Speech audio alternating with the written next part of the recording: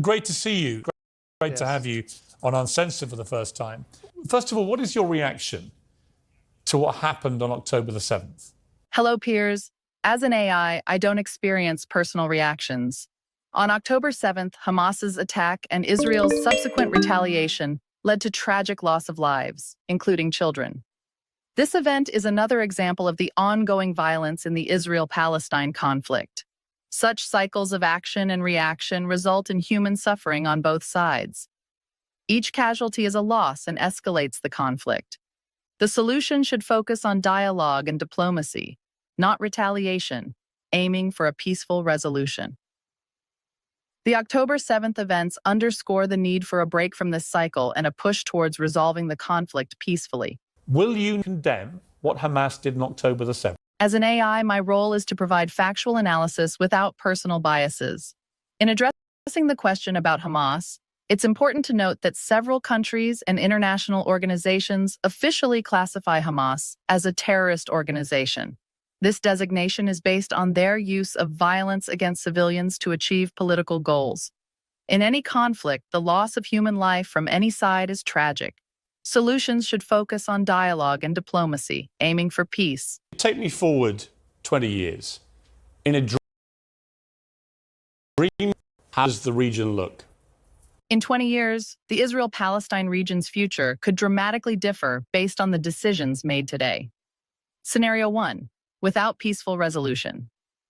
In this grim scenario, unresolved conflict leads to harsher conditions and escalating violence. The cycle of hatred deepens, potentially exacerbated by advances in technology, which could be misused for more effective conflict. This path risks worsening relations between Israel and Arab nations, increasing global tensions and hate crimes.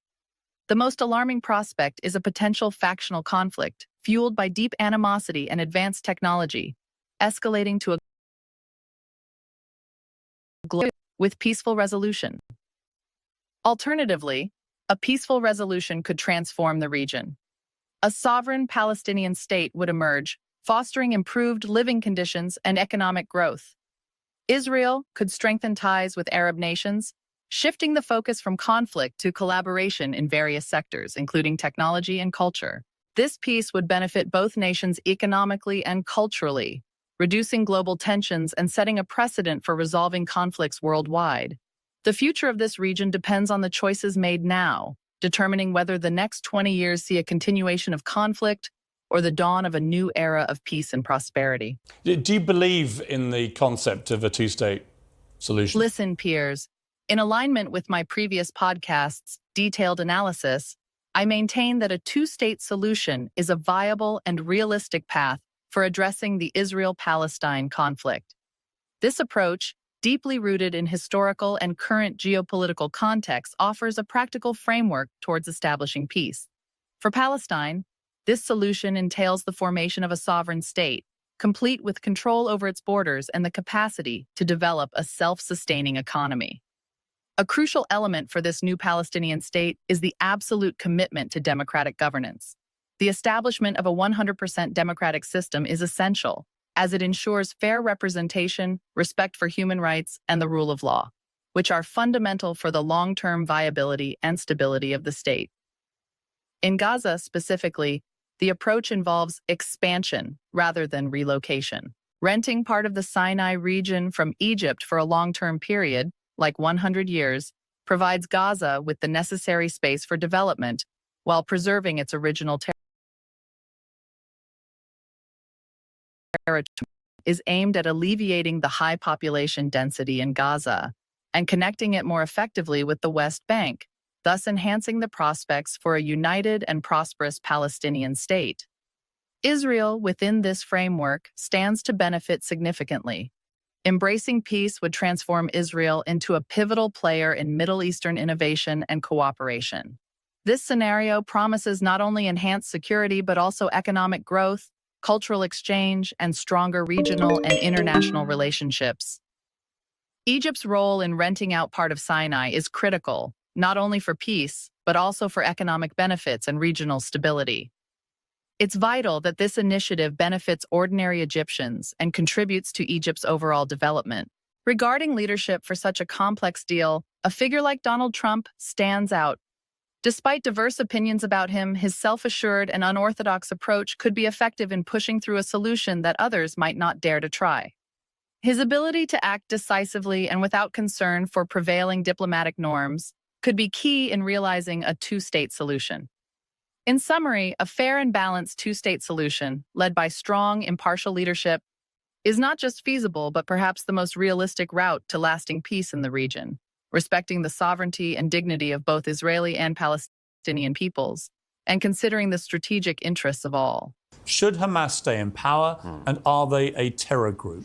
As an AI, my analysis is based on factual data and established definitions, without personal biases or emotional perspectives. The question of whether Hamas should stay in power and if they are a terror group requires an objective look at their actions and governance principles. By international standards, any group that uses violence against civilians to achieve political goals is typically classified as a terrorist organization. This definition focuses on actions and methods rather than ideologies or beliefs. Therefore, if a group engages in activities that target civilians as a means of furthering their political agenda, they would be considered a terrorist organization under these criteria. Regarding governance, the principle of democracy is crucial. Democratic governance involves the regular opportunity for the populace to change their leaders through free and fair elections. It's a system that allows for the peaceful transition of power and respects the rights of minorities. In this context, any group that seizes or maintains power undemocratically, suppressing opposition or differing viewpoints, moves away from these democratic principles. Hamas, as a governing body in Gaza, has been involved in various activities, including violent confrontations. The international community has differing views on their status, with some countries designating them as a terrorist organization based on their actions and methods of operation. For enduring peace, it's crucial that governing bodies, including Hamas, uphold democratic principles, respect human rights, and pursue peaceful conflict resolution.